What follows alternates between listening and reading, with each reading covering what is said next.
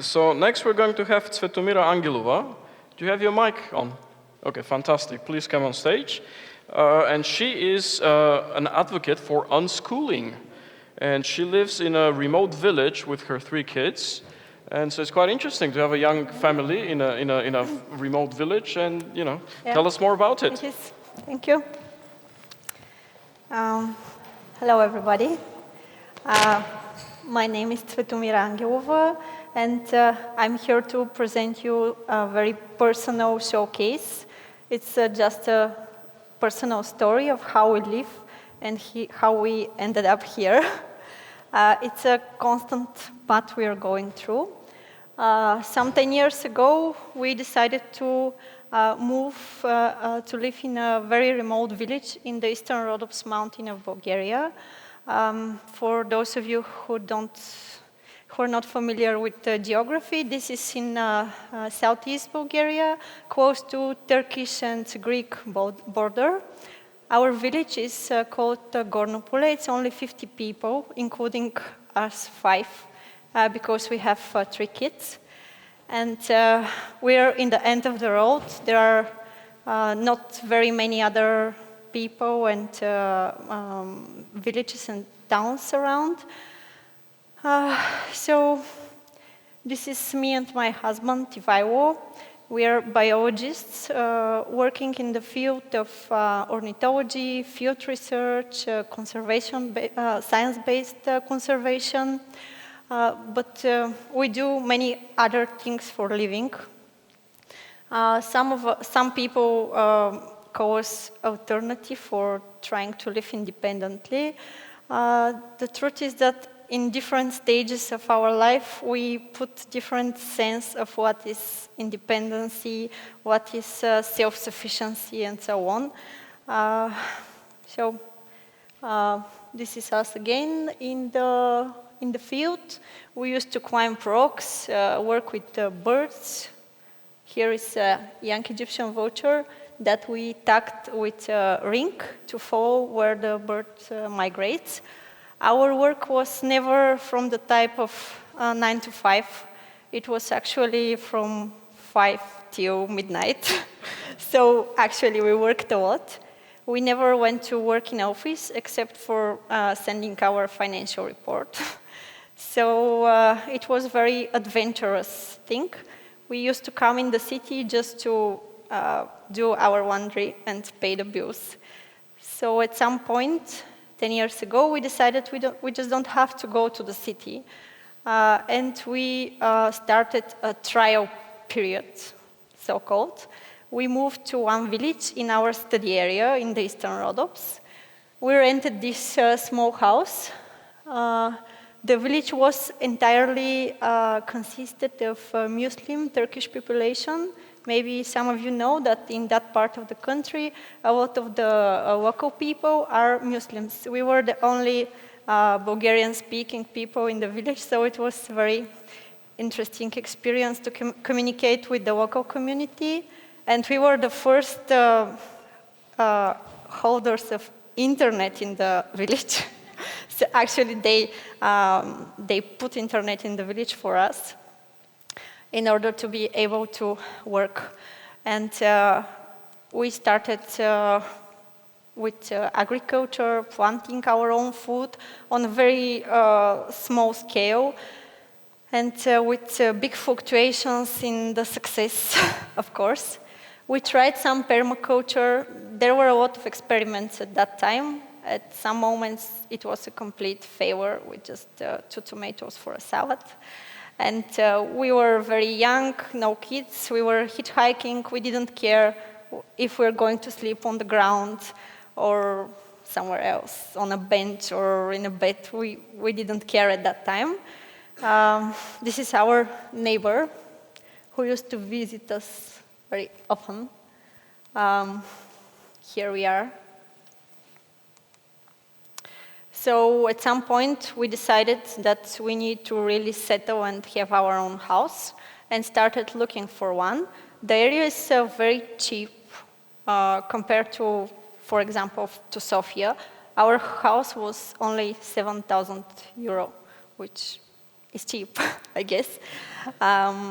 So looking at this now, if we knew what we are headed to, I don't know if we were going to do it. We don't regret, but we have been through a lot of struggles which we couldn't even imagine, and we dived very deeply, because just 2 months after we went there, I got pregnant with our first kid, and I was disabled from working very hardly on the house. The house doesn't look very bad. It has a roof and so on, but actually you don't go there living inside. You can see how the area around looks. It's a low mountain area. Arda River flows through there, and the nature is very well preserved. Very few people around, so we really like it. Have a very big garden. And oops. Okay. This is my husband repairing the house. We did all the repairing on our own without paying to outer people to help us. So it was very hard work, as you can see. In the beginning, there were rats on the first floor, and it was a bit stressing. And it was a very slow process because we did it very low budget. In the meantime, we had to raise our children and raise some money to live. Here we are, working. This is the working process. At some point, it became livable, I guess. This is actually our heater, which is, you have to invite them the next time. The people who made this heater, it's called rocket heater, and it has some very interesting technology of burning the wood. You can collect only dead wood and avoid cutting of fresh live trees. So it burns very well the material, and basically you have less CO2 emissions in the air, so it's ecological at this aspect. So this is how the house now looks. Actually, I will tell you now how we make money, although our incomes very much fluctuate. I told you we are biologists, and we do field research, so people hire us if they want to know the number of population of some woodpecker or eagle or whatever. So we mostly, okay, this is the agricultural part. Let me show you first. We had some very good years and some very bad, of course. So yeah, this is me working with our son in Pirin National Park, which was a lot of hard work, but we did it with the kid.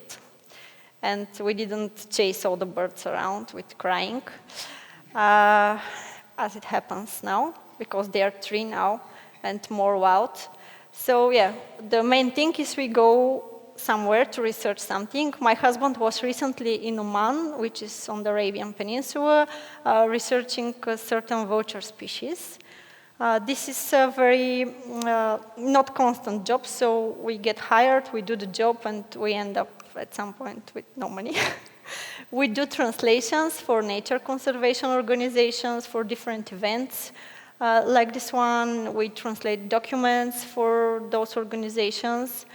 My husband and me previously, we were also guides to foreign tourists who come here, especially to watch rare birds.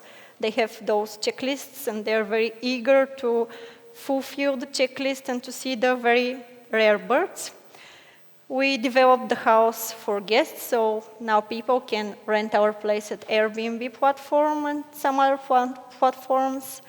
Also, Ivo tried at the area of teaching in the local school, but we didn't like it. I also have my personal occupation is in the field of attachment parenting. I do baby-wearing consultations. This is where you put your baby in a carrier and you carry around with hands-free.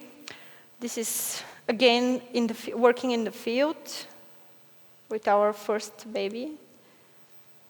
So living in such a small village, we choose to practice unschooling or world schooling or homeschooling with our children. For now, they're not going to visit any public school. They will be home educated.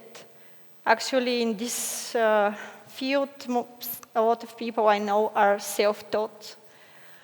So we believe children are able to educate themselves. We just provide them with the resources, and they grab them and want to know everything if you don't spoil them previously.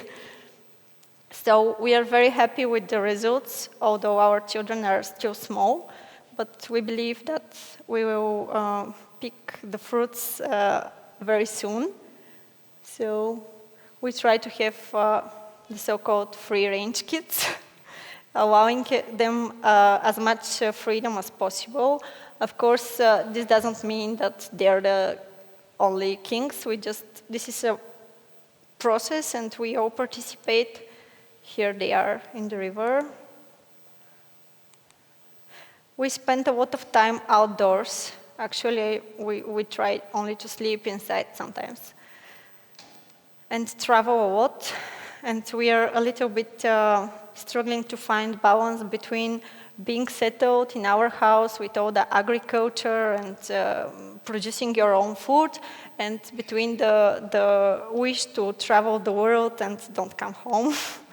So, although living in a village, we have quite rich social life. We travel a lot, as I said. So we don't miss people because we are constantly with some people visiting, or we do travel.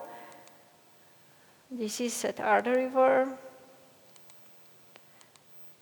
Okay, and these are our platforms where you can find us. Regarding the unschooling, we are open to changing the things if we see something doesn't work as it should be. So it's not obligatory that they will not go to school. We may choose some kind of form to a formal education if they want to try at some point, but they don't want to for now. So yeah, this is our life, basically.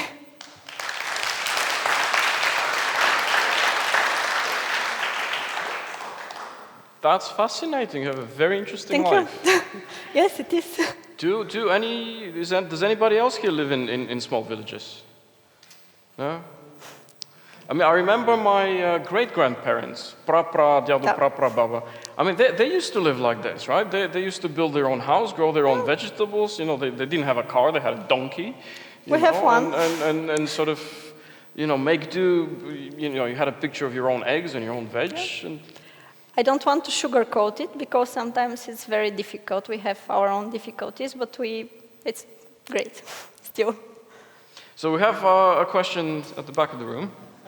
Surprise, surprise. Hi, Tsveti. Thank you very much for your presentation. Thank you. To the point of unschooling, Yeah. The first question is, did you experience some kind of, let's say, negative part from the society point of view? I mean, perhaps some people will think, hey, this family will perhaps bring another uneducated individuals to the world, and how are you coping with that, and how are you how hard it is to educate them by yourself to the, let's say, to be enough educated and not undereducated for the Bulgarian, let's say, standards? Okay. First of all, we don't educate them. It's not like I don't replace the teacher at home standing in front of the whiteboard and shouting at them. We just provide them with the resources, and they are curious enough to use them and to want to know everything in some area. So we just keep their interest and guide them gently or provide them with the resources. And if we feel they need some formal education in certain area, we'll sign them at some courses or something else. We're not pretending to be their teachers and know everything, because we don't. yes, some people, when they meet them, they say, oh, they are very communicative, very nice children, and then we tell them they don't go to school or kindergarten, and they say, how will they socialize? And I tell them, you just said they are very well socialized, actually. So yes, some people find it very strange. In Bulgaria, it's not regulated very well by the law. So we may experience future struggles. But for now, this is the path. Have you all heard of Montessori? Yeah. It's not a dinosaur. I mean, here you have the Bulgarian version of Montessori, and Less formal, but yes, yes. We had a raised hand over there. If you could get the microphone. Thanks a lot for sharing your experience. I just want to ask you, hope it does not happen often or at all, but how do you deal with healthcare? Or if a children has an issue with health, what do you do being in such a remote place? Okay, well, it may sound strange, but they don't get sick, actually. Okay, that's great to hear. Very, very, very rarely. And if we have to go to a doctor, there is an emergency in the local municipal town, which is 15 minutes away. And actually, the ambulance may come faster than it will come in Sofia sometimes if we need it. I hope we don't. But yeah, we have our personal doctor in the big town, which is 1 hour away, and this is it. For now, we don't use medical help, luckily. Okay, great. Thank you. Thank you. Thank you. And I think we had a question over here. Quickly, or? No. Okay. Confirming that the Montessori approach that I prove myself. The Montessori approach, cool. Yeah. And if any of you, if you haven't been in the East Rhodope mountain in Bulgaria, you should go and visit. Yeah, you saw welcome. the pictures. It's beautiful, vultures, wildlife.